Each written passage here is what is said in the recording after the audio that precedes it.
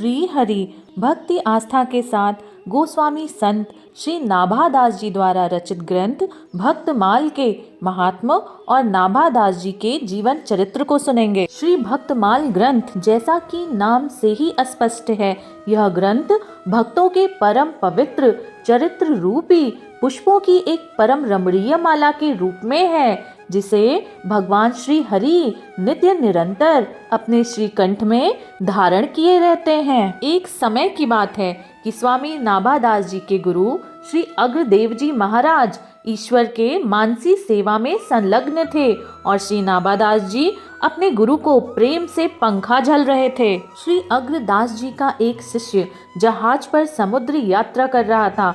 उस समय समुद्र तूफान के कारण अपने प्राणों को बचाने के हेतु उसने अपने गुरु का स्मरण किया, परंतु गुरुदेव श्री अग्रदास जी ईश्वर की मानसी सेवा में संलग्न थे। परंतु शिष्य नाभादास जी ने यह देखा कि गुरुदेव की प्रभु की मानसी सेवा में कोई विघ्न न आए, इसलिए नाभादास जी ने पंखे की वायु से उस जहाज के संकट को पार कर दिया और मन ही मन अपने गुरुदेव श्री अग्रदास जी से प्रार्थना की कि हे प्रभु, जहाज तो बहुत दूर निकल गया, आपका वह भक्त भी संकट मुक्त है, अब आप उसी प्रकार ईश्वर की सेवा में संलग्न रहिए। यह सुनकर जब अग्रदेव जी ने आंखें खोली और देखा तो कहा कि अभी यह कौन बोला?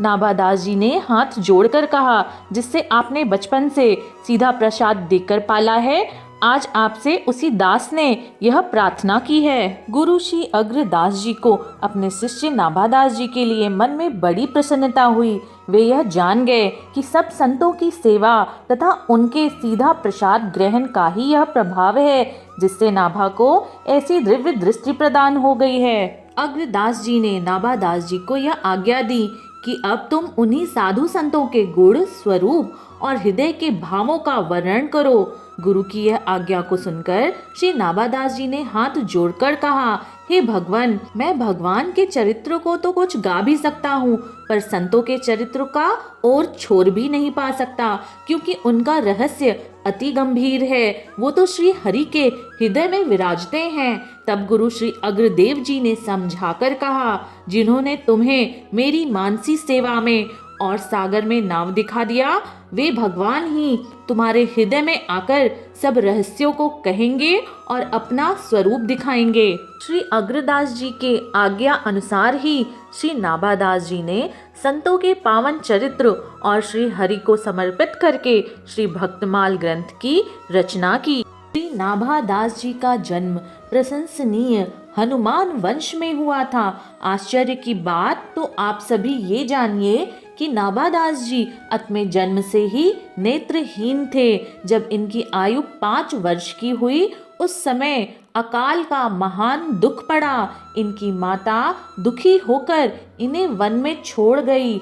माता और पुत्र दोनों के लिए यह बड़ी विपत्ति थी। दैवीय योगों से महापुरुष श्री कीलह देव जी और श्री अग्रदेव जी दोनों ही उसी मार्ग से दर्शन देते हुए निकले। बालक श्री नाभादास जी को अनाथ देखकर दोनों ने उनसे पूछा। नाभादास जी ने सभी उत्तर दिए। वे दोनों बड़े ही भारी सिद्ध संत थे। उन्होंने अपने कमंडलू का जल निकालकर नाभादास जी के नेत्रों पर डाल दिया। संतों की अहेतुकी कृपा से श्री नाभादास जी के नेत्र खुल गए और अपने सामने दोनों संतों को देखकर नाभादास जी के हृदय में परम आनंद हुआ। दोनों ही सिद्ध महापुरुषों के दर्शन पाकर नाभादास जी उनके चरणों में पड़ गए। उनके नेत्रों में आंसू थे। दोनों संत कृपा करके बालक नाभादास जी को अपने साथ ले गए। अहो भाग्य! श्री कीलह देव जी की आज्ञा पाकर श्री अग्रदेव जी ने इन्हें राम मंत्र का उपदेश दिया और इनका नाम नारायण दास रखा। गलता पीठ आश्रम जयपुर में साधु सेवा प्रकट थी। वहां निरंतर साधुओं और संतों का समूह विराजमान रहता था।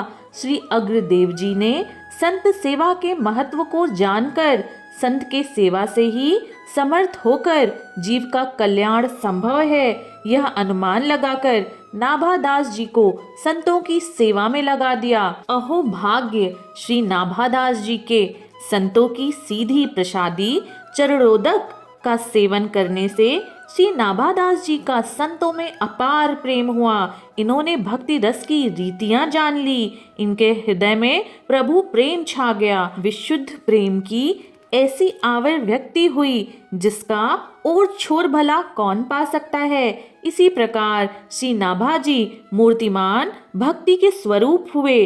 वैसे ही सुंदर वाणी से इन्होंने भक्तमाल के भक्तों के सुंदर चरित्रों को गाया है और श्री हरि को समर्पित किया। आगे हम सभी सुनते जाएंगे श्री भक्तमाल में वर्णित भक्तों के पावन सुंदर चरित्र को, जिसे स्वयं श्री भगवान अपने मस्तक पर धारण करते हैं। श्री हरि जय हो।